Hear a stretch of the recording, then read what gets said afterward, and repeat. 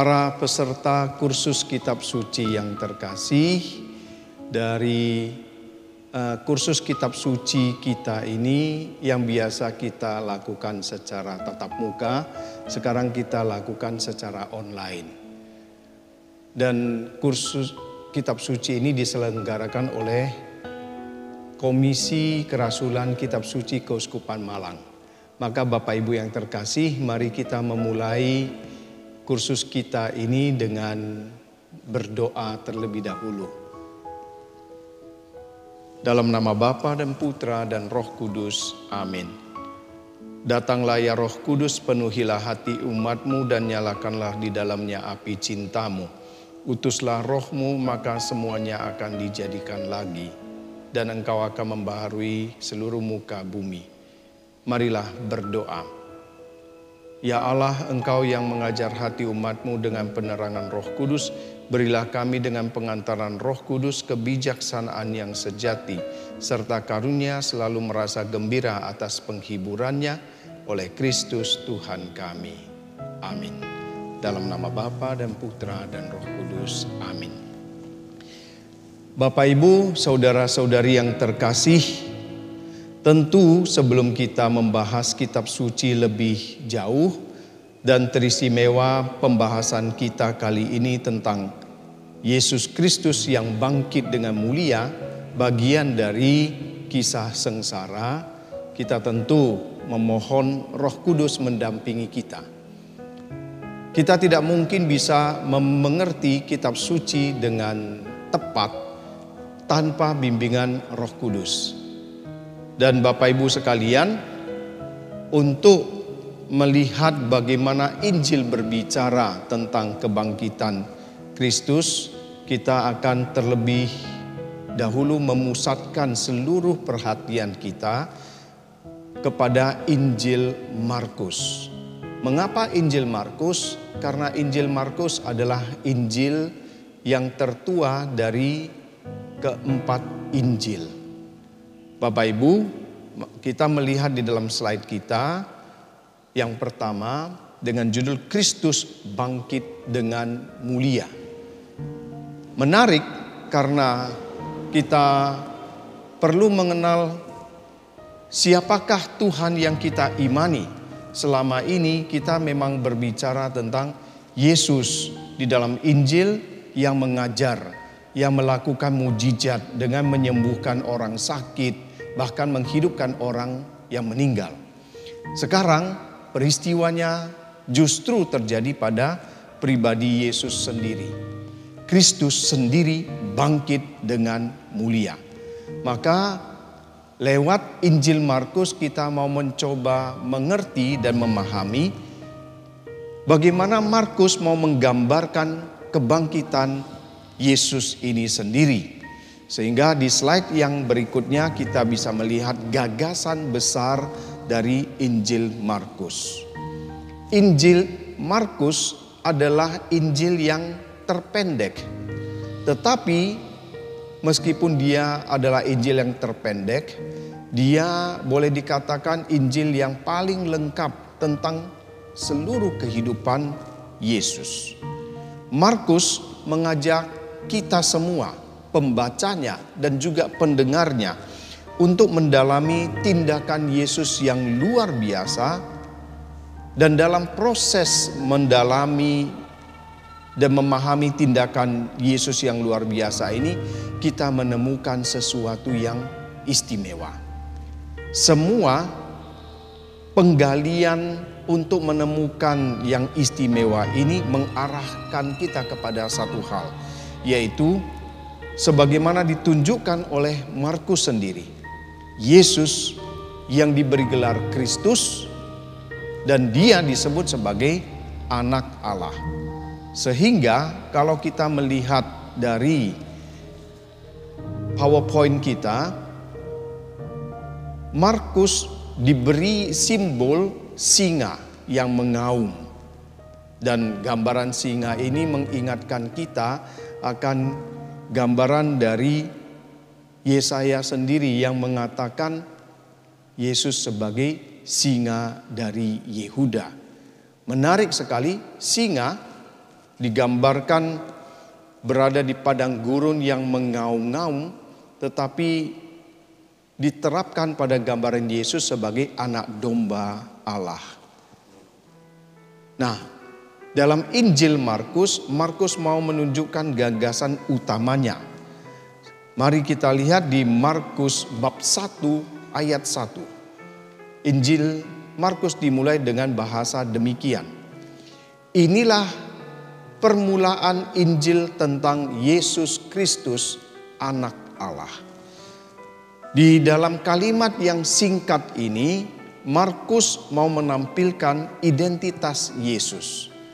Apa identitas Yesus? Yesus disebut sebagai Kristus. Dia adalah Kristus yang diurapi. Kata-kata ini, ungkapan ini muncul pertama juga di dalam Injil Markus. Di dalam paruh pertama, Petrus dengan mantap berkata sewaktu ditanya oleh Yesus, "Siapakah aku?" Petrus menjawab, "Engkau adalah Kristus." Yang dalam bahasa Ibrani disebut Mesias. Di dalam Markus bab 8 ayat 29. Dan pada akhir paruh kedua, sewaktu Yesus berada di atas kayu salib, perwira Romawi tidak dapat menyangkal dari penglihatan dan pengalamannya sewaktu melihat Yesus tergantung di atas kayu salib. Dia berkata, sungguh orang ini adalah anak Allah. Maka kedua pengakuan di dalam paruh pertama Injil Markus dan paruh kedua, itulah yang mau dikatakan oleh Markus sendiri. Mengarahkan kita kepada satu kesimpulan. Yesus adalah Mesias, Kristus. Dia adalah Raja surga dan dunia. Dia adalah yang diurapi untuk mewujudkan rencana Allah di atas dunia. Dan Yesus yang diurapi ini adalah anak Allah yang mempunyai hubungan yang sangat intim dengan Bapa di surga. Maka Yesus yang hadir di dunia ini, yang berkarya, bahkan yang wafat, adalah Yesus yang ditunjuk untuk menghadirkan kehendak Allah demi kebaikan umatnya. Sehingga dengan demikian kita bisa melihat bagaimana Injil Markus mau menggambarkan siapakah Yesus sejak awal sampai dengan akhir hidupnya.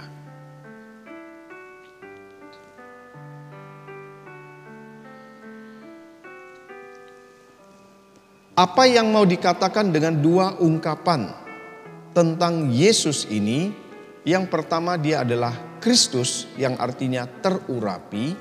Yang kedua, dia adalah anak Allah. Hal ini mengingatkan kita akan bunyi Mazmur 2. Seluruh Mazmur 2. Mazmur nomor 2 ayat 1 sampai dengan 12. Yang diberi judul Raja yang diurapi Tuhan. Mari kita mendengarkan bagaimana bunyi Mazmur ini. Mengapa rusuh bangsa-bangsa? Mengapa suku-suku bangsa mereka-reka perkara yang sia-sia? Raja-raja dunia bersiap-siap dan para pembesar bermufakat bersama-sama melawan Tuhan yang diurapinya. Marilah kita memutuskan belenggu-belenggu mereka dan membuang tali-tali mereka daripada kita. Dia yang bersemayam di surga tertawa. Tuhan mengolok-olok mereka. Maka berkatalah ia kepada mereka dalam murkanya dan mengejutkan mereka dalam kehangatan amarahnya. Akulah yang telah melantik rajaku di Sion, gunungku yang kudus. Aku mau menceritakan tentang ketetapan Tuhan. Ia berkata kepadaku, anakku, engkau telah kuperanakkan pada hari ini. Mintalah kepadaku, maka bangsa-bangsa akan kuberikan kepadamu menjadi milik pusakamu, dan ujung bumi menjadi kepunyaanmu. Engkau akan meremukkan mereka dengan gada besi, memecahkan mereka seperti tembikar tukang periuk. Oleh sebab itu, hai raja-raja, bertindaklah bijaksana, terimalah pengajaran, hai para hakim dunia.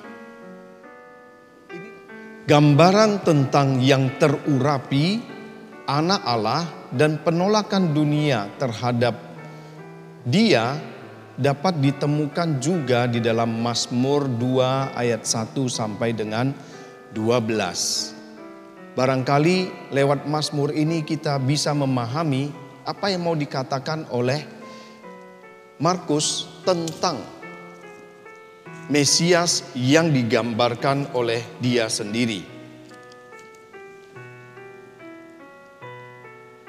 Kita melihat Mazmur ini dibuka dengan judul Raja yang diurapi oleh Tuhan. Mari kita dengarkan dan kalau mungkin kita membacanya bersama-sama. Mengapa rusuh bangsa-bangsa? Mengapa suku-suku bangsa mereka-reka perkara yang sia-sia? Raja-raja dunia bersiap-siap dan para pembesar bermufakat bersama-sama melawan Tuhan dan yang diurapinya. Marilah kita memutuskan belenggu-belenggu mereka dan membuang tali-tali mereka daripada kita. Dia yang bersemayam di surga tertawa. Tuhan mengolok-olok mereka. Maka berkatalah Ia kepada mereka dalam kemurkaannya dan mengejutkan mereka dalam kehangatan amarahnya. Akulah yang telah melantik rajaku di Sion, gunungku yang kudus. Aku mau menceritakan tentang ketetapan Tuhan. Ia berkata kepadaku, anakku engkau telah kuperanakkan pada hari ini. Mintalah kepadaku, maka bangsa-bangsa akan kuberikan kepadamu menjadi milik pusakamu, dan ujung bumi menjadi kepunyaanmu. Engkau akan meremukkan mereka dengan gada besi, memecahkan mereka seperti tembikar tukang periuk. Oleh sebab itu, hai raja-raja, bertindaklah bijaksana. Terimalah pengajaran, hai para hakim dunia. Beribadalah kepada Tuhan dengan takut, dan ciumlah kakinya dengan gemetar, supaya Ia jangan murka dan kamu binasa di jalan, sebab mudah sekali murkanya menyala. Berbahagialah semua orang yang berlindung padanya. Maka kalau melihat Mazmur nomor 2 ini, kita melihat di ayat kedua dikatakan demikian. Raja-raja dunia bersiap-siap dan para pembesar bermufakat bersama melawan siapa? Melawan Tuhan dan yang diurapinya. Maka pada ayat-ayat berikut, ayat 3 dan seterusnya, kita melihat bagaimana para penguasa bermufakat, bersekongkol untuk menghancurkan orang yang diurapi. Bukankah ini gambaran dari Injil Markus yang memulai Injilnya dengan mengatakan inilah permulaan Injil tentang Yesus Kristus. Kristus itulah yang diurapi. Demikian juga pada ayat-ayat berikutnya, ayat ke-6. Dan dikatakan dengan sangat jelas, akulah yang telah melantik rajaku di Sion. Dan ayat ke-7, aku mau menceritakan tentang ketetapan Tuhan. Ia berkata kepadaku, anakkulah engkau telah kuperanakkan pada hari ini.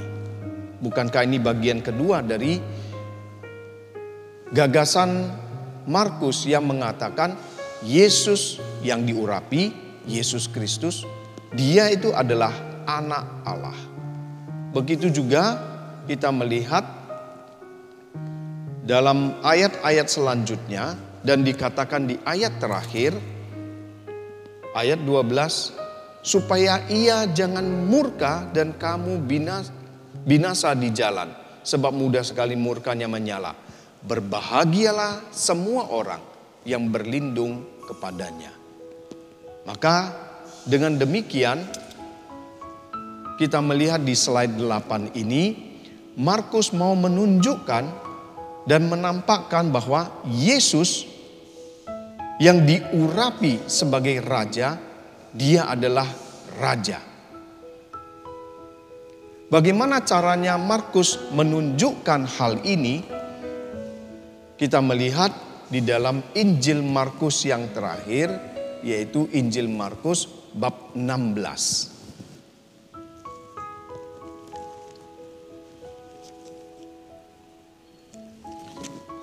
Di dalam bab 16 diceritakan tentang kebangkitan Yesus.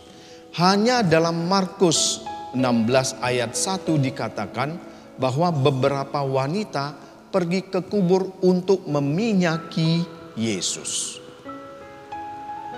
Setelah lewat hari Sabat, Maria Magdalena dan Maria ibu Yakobus serta Salome membeli rempah-rempah untuk pergi ke kubur dan meminyaki Yesus.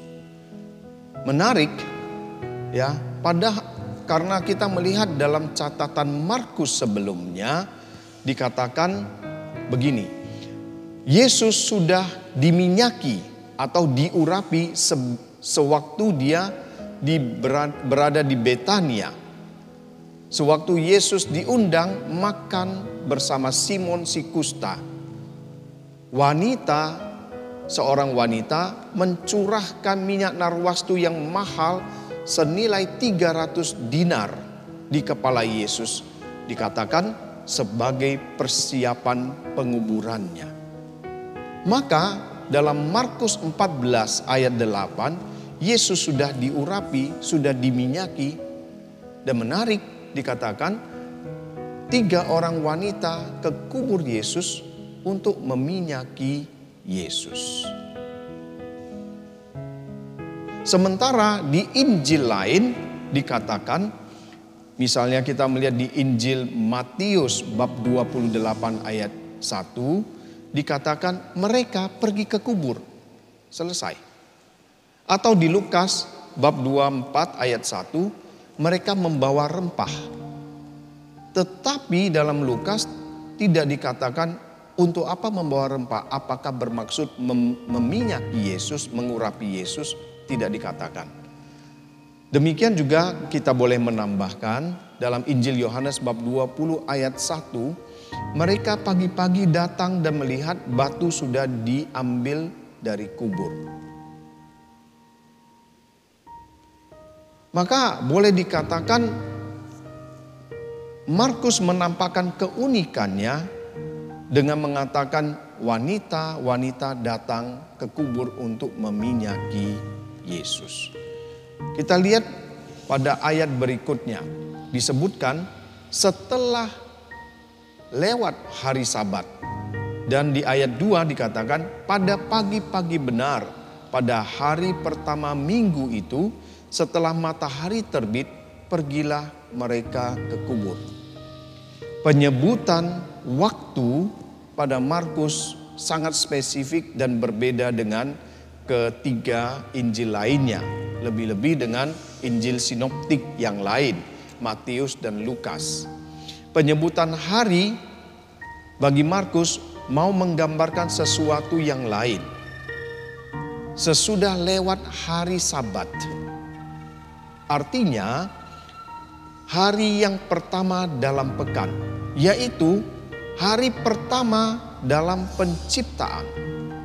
Hari itu ditandai dengan matahari yang sudah terbit. Nah, gambaran dari Markus mau menunjukkan kepada kita pembaca dan pendengarnya bahwa hari yang baru telah datang. Suatu zaman yang baru, saat keselamatan Allah sudah tiba. Sementara Injil yang lain mengatakan, misalnya kita melihat Injil Yohanes ketika hari masih gelap. Sementara Matius dan Lukas menyebutkan menjelang fajar atau pagi-pagi benar. Dengan kata lain, Injil-Injil lain mengatakan suasana masih gelap, masih temaram atau menjelang fajar. Sementara Markus mengatakan setelah matahari terbit. Penggambaran hari yang demikian bagi Markus mau menunjukkan suatu era yang baru. Bahwa hari di mana terjadi kematian, hari di mana terjadi kegelapan di mana-mana sudah berakhir. Maka setelah matahari terbit. Bukankah Yesus digambarkan sebagai fajar yang menyingsing, yang menerangi seluruh dunia? Bahkan di masa yang lampau, perayaan misa selalu diarahkan ke arah timur dengan istilah ad orientem. Gereja-gereja juga dibangun dengan altar berada di posisi sebelah timur untuk menggambarkan sewaktu misa dirayakan, kita merayakan sengsara, wafat dan kebangkitan Kristus, seperti yang kita sebutkan di dalam anamnese, misteri iman. Wafatmu kami kenangkan, kebangkitanmu kami muliakan, kedatanganmu kami rindukan. Maka mengarah ke timur di mana fajar menyingsing, fajar merekah. Maka Markus mau menggambarkan Yesus adalah matahari baru. Yesus yang bangkit bukan pada hari Sabat, hari terakhir dalam pekan, tetapi Yesus muncul di hari pertama dalam pekan. Bapak, Ibu, saudara-saudari yang terkasih, gambaran hari pertama adalah hari yang sangat-sangat luar biasa. Karena di hari pertama dimulainya penciptaan Allah. Maka Yesus yang bangkit di hari pertama mau menggambarkan inilah penciptaan baru. Dunia lama sudah berlalu. Dunia yang dulu penuh dosa sudah hilang. Dan digantikan oleh Yesus yang bangkit. Inilah gambaran dari fajar di pagi-pagi benar di mana matahari telah terbit. Maka Bapak, Ibu, saudara-saudari sekalian, kerap kali kita melihat bagaimana dunia memusuhi Kristus dengan berbagai macam cara. Sederhana, mari kita melihat kalender. Zaman sekarang, kalau kita mulai menginstal komputer, selalu diatur hari pertamanya hari apa? Bukan hari Minggu, tetapi hari Senin. Sementara hari Minggu diletakkan terakhir. Apakah ada maksud tersembunyi di balik itu? Kita tidak tahu, tapi kita bisa menafsirkan ya. Sebab kalau kita melihat di kalender, selalu hari yang pertama adalah hari Minggu. Dan hari Minggu dalam bahasa Indonesia berasal dari bahasa Portugis yang disebut Domingo. Karena kuping orang Indonesia ini yang repot selalu mendengar Domingo, Domingo. Maka dijawab apa? Minggu. Dan kalau kita melihat di Malaysia, mereka tetap menggunakan bahasa Arab, hari Ahad. Nah, di Indonesia, karena kita biasa mendengar dari orang Portugis menyebut Domingo, dan lidah kita sulit menyebut Domingo, kita menyebut hari Minggu. Saudara, itulah mau menggambar, inilah hari pertama, hari Tuhan.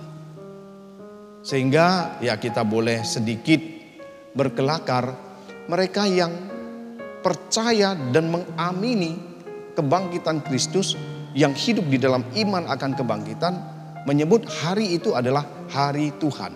Dalam bahasa Latin disebut Dies Domini, bahasa Italia Domenica. Sementara bangsa-bangsa yang masih dipengaruhi oleh gagasan-gagasan yang agak-agak kafir menyebutnya hari matahari, Sunday, Sonntag, dan sebagainya. Maka kita melihat kalau dunia mau memusuhi Tuhan, geser saja hari Minggu, bukan di hari pertama, tapi di hari terakhir. Karena apa? Hari itu tidak penting. Tetapi kita melihat bagaimana Markus mengatakan setelah lewat hari Sabat. Hari apa itu? Hari terakhir dalam pekan. Hari di mana orang beristirahat. Lalu sesudahnya hari penciptaan, hari pertama Allah menciptakan. Itu adalah hari sesudah hari Sabat. Dan disitulah Markus mau menggambarkan dan seluruh Injil mau menggambarkan bagaimana di hari pertama Yesus yang bangkit mau menunjukkan penciptaan yang baru. Dunia baru telah dilewati, sekarang adalah dunia yang ditebus oleh wafat Kristus dan Kristus yang bangkit dengan mulia. Di ayat kedua kita melihat bagaimana para wanita itu pergi ke kubur setelah matahari terbit. Dan dalam perjalanan ke kubur mereka berdiskusi tentang siapa yang akan menggulingkan batu. Bukan bagaimana batu itu digulingkan.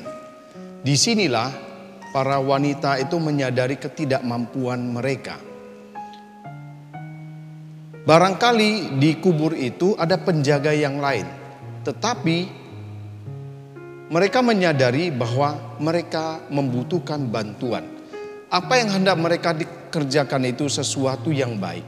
Tetapi keterbatasan mereka menunjukkan bahwa mereka membutuhkan seseorang yang kuat untuk menggulingkan batu kuburan. Sehingga di Markus bab 16 ayat 3-4 dikatakan begini.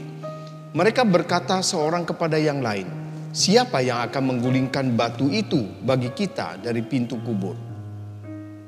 Tetapi ketika mereka melihat dari dekat, ayat 4, tampaklah batu yang memang sangat besar itu sudah digulingkan. Menarik, karena di Injil lain dikatakan cukup berbeda. Di Matius bab 28 ayat 2 dikatakan demikian. Maka terjadilah gempa bumi yang hebat, sebab seorang malaikat Tuhan turun dari langit dan datang ke batu itu dan menggulingkannya, lalu duduk di atasnya. Sementara Lukas mengatakan di bab 24 ayat 2, mereka mendapati batu sudah terguling dari kubur. Sehingga dari sini dikatakan Markus mau menampilkan kesadaran para wanita tentang keterbatasan mereka. Dalam kekhawatirannya, ternyata batu telah terguling dan mereka bisa masuk ke dalam untuk melakukan apa yang mereka rencanakan. Nah, saudara sekalian, para wanita yang mempunyai niat baik itu harus berhenti dan harus menyadari betapa mereka masih lemah. Pada berikutnya setelah itu di ayat 5 dikatakan demikian. Lalu mereka masuk ke dalam kubur dan mereka melihat seorang muda yang memakai jubah putih duduk di sebelah kanan. Saudara terkasih, melihat itu kita diingatkan pada posisi orang muda yang duduk di sebelah kanan kubur. Dikatakan kita dibawa pada gambaran dari Mazmur 110 ayat 1. Dikatakan demikian. Demikianlah firman Tuhan kepada Tuanku, duduklah di sebelah kananku sampai kubuat musuh-musuhmu menjadi tumpuan kakiku. Maka digambarkan dalam Markus bab 16 ayat 5 seorang muda yang duduk di sebelah kanan. Dan nanti kita akan melihat di Markus bab 16 ayat 9 dikatakan bahwa Yesus sendiri akan naik ke atas dan duduk di sebelah kanan Allah. Inilah gambarannya. Si orang muda ini yang berada di dalam kubur bukanlah raja. Dia hanya memberi kabar bahwa sang raja tidak ada di situ. Perhatikan bahwa Markus tidak menyebut si pembawa berita ini malaikat seperti yang dikatakan dalam Matius dan Lukas. Dia hanya seorang pemuda yang berjubah putih. Kebangkitan Yesus menurut Markus tidak digambarkan sebagai surga yang turun ke dunia, seperti gambaran Matius, melainkan tentang manusia Yesus yang dimuliakan dan diangkat kepada Allah. Disinilah makna pengurapan menunjukkan arti sesungguhnya. Diurapi adalah meminyaki menjadi raja, raja segala bangsa. Itulah Yesus yang diurapi, Yesus Mesias, Yesus Kristus, dan Yesus itu adalah raja. Maka kalau begitu, kita melihat di ayat berikutnya, kita sampai pada slide ke 16, pengalaman dari wanita ini. Pengalaman mereka yang mendapat penampakan membuat mereka takjub. Suasana hatinya bergetar, bahkan gentar. Markus bab 16 ayat 6 sampai dengan 8 dikatakan demikian. Orang muda itu berkata kepada mereka, "Jangan takut. Kamu mencari Yesus orang Nazaret yang disalibkan itu, ia telah bangkit. Ia tidak ada di sini. Lihat, inilah tempat mereka membaringkan dia. Tetapi sekarang pergilah, katakanlah kepada murid-muridnya dan kepada Petrus, ia mendahului kamu ke Galilea. Di sana kamu akan melihat dia seperti yang sudah dikatakannya kepada kamu." Lalu mereka keluar dan lari meninggalkan kubur itu sebab gentar dan dahsyat menimpa mereka. Mereka tidak mengatakan apa-apa kepada siapapun juga karena takut. Maka bagi wanita itu ada rasa gentar. Mengapa? Karena penampakan yang menakjubkan itu memang menggentarkan. Bapak Ibu silakan membayangkan, tiba-tiba di dalam kubur ada seorang yang duduk di sana sementara orang yang meninggal sudah tidak ada.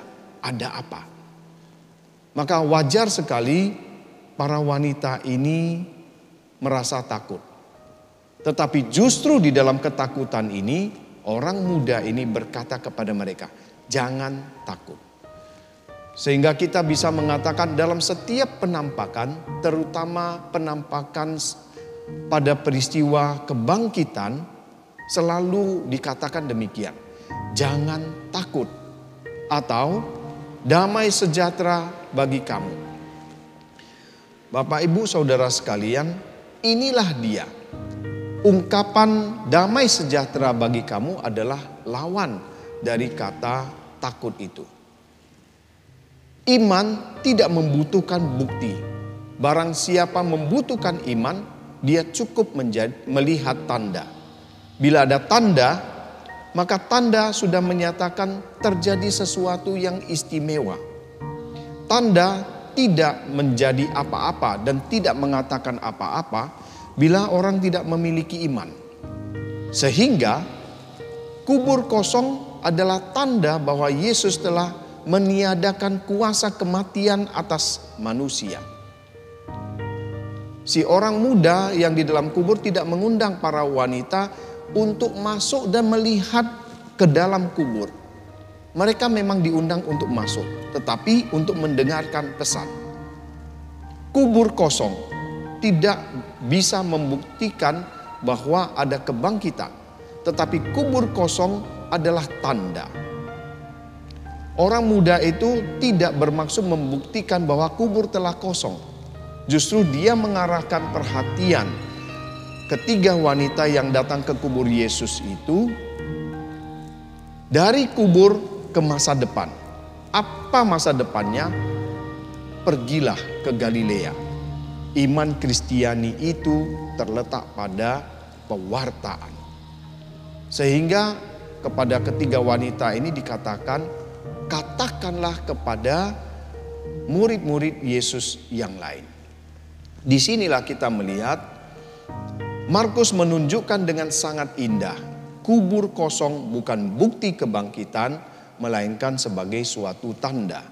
Yang kedua, dalam setiap penampakan ini, kita selalu diingatkan pada suatu ungkapan yang terdalam, damai sejahtera bagi kamu.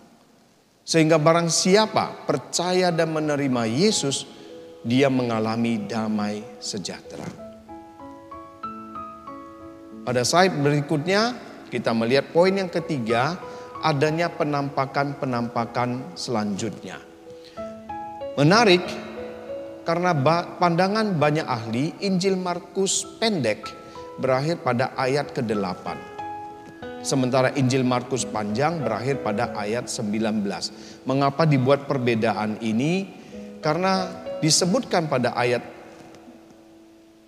8 ini, para wanita tidak mengatakan apa-apa kepada siapapun karena mereka takut. Pemutusan yang tiba-tiba seperti ini membuat beberapa ahli yakin bahwa Injil asli Markus berakhir di sini, atau ada teks selanjutnya yang hilang.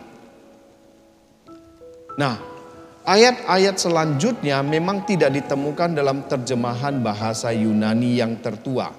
Menurut beberapa ahli, salah satunya Bruce Metzger, dikatakan Clement dari Alexandria dan Origenes yang hidup pada awal abad ketiga menunjukkan bahwa mereka tidak mengenal ayat-ayat 9 sampai dengan 19. Juga Eusebius dan Hieronymus menyatakan bahwa ayat-ayat ini tidak ditemukan dalam hampir semua versi bahasa Yunani yang mereka kenal. Bahasa dan gaya penulisannya juga menunjukkan bukan gaya Markus. Tetapi hal itu tidak penting. Yang penting kita bisa mengatakan demikian. Kalau Injil Markus berakhir di sini pada ayat 8, maka jelas Markus tidak menceritakan bahwa ada orang yang melihat Yesus yang bangkit. Tidak seperti dalam Injil Matius atau Lukas atau bahkan Yohanes. Tetapi orang hanya melihat seorang muda yang berada di kubur, lalu para wanita pergi menceritakan peristiwa itu kepada Petrus dan meminta Petrus untuk pergi ke Galilea. Maka boleh dikatakan menurut Markus sebenarnya penampakan-penampakan Yesus yang bangkit terjadi di Galilea, bukan lagi di Yerusalem. Demikianlah yang dikatakan seperti yang disinyalir lebih dahulu oleh Markus di bab 14 ayat 28. Yesus berkata, akan tetapi sesudah aku bangkit, aku akan mendahului kamu ke Galilea. Maka saudara-saudari yang terkasih, kita bisa menutup pembahasan kita tentang kebangkitan Yesus. Sebagai Injil yang tertua dari keempat Injil, Injil Markus mau menampilkan Yesus pertama-tama sebagai Mesias. Dia adalah Kristus, dia adalah yang diurapi. Dan barang siapa diurapi, dia adalah Raja. Yang kedua, Yesus adalah Anak Allah. Maka peristiwa kebangkitan Yesus dengan beberapa gambaran dan simbol seperti orang muda yang berada dalam kubur dan duduk di sebelah kanan mau menggambarkan Yesus yang sekarang yang sudah bangkit, dia adalah Raja atas semesta alam. Dia adalah Raja atas surga dan atas dunia. Dan dia datang membawa kabar gembira, kabar sukacita, yakni kematian sudah ditaklukkan.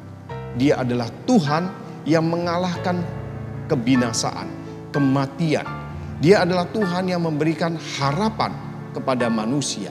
Sehingga barang siapa percaya kepadanya akan memperoleh hidup yang kekal. Dan inilah berita yang harus diwartakan oleh para rasul. Sehingga dari ayat 9 sampai dengan 19 kita bisa melihat bagaimana Yesus mengingatkan dan menegur para rasul yang meskipun mendapatkan penampakannya masih ragu-ragu, masih tidak percaya, masih takut. Orang yang takut adalah orang yang belum mengalami damai sejahtera, yang belum mengalami Tuhan. Maka Markus mau mengakhiri seluruh Injilnya dengan mengatakan, pergilah ke seluruh dunia, baptislah semua orang menjadi muridnya. Dan kalau begitu kita mengikuti Yesus yang bangkit, kita diajak oleh Markus untuk melihat simbol, bukan melihat fakta empiris, bukan melihat kenyataan bahwa kubur sudah kosong, tetapi kubur yang kosong menjadi tanda bahwa Yesus yang adalah Raja sudah mengalahkan dunia. Barang siapa percaya kepadanya dan mengikuti Dia, juga ikut mengalahkan dunia, terlebih-lebih dunia yang mengalami kematian. Dengan demikian kita diajak untuk mengalami dan mengamini hidup yang dikaruniakan kepada kita. Demikian pembahasan kita untuk kali ini dengan melihat kebangkitan Kristus dari Injil Markus, Matius, dan Lukas, dan terutama penekanan kita pada Injil Markus. Terima kasih dan Tuhan memberkati.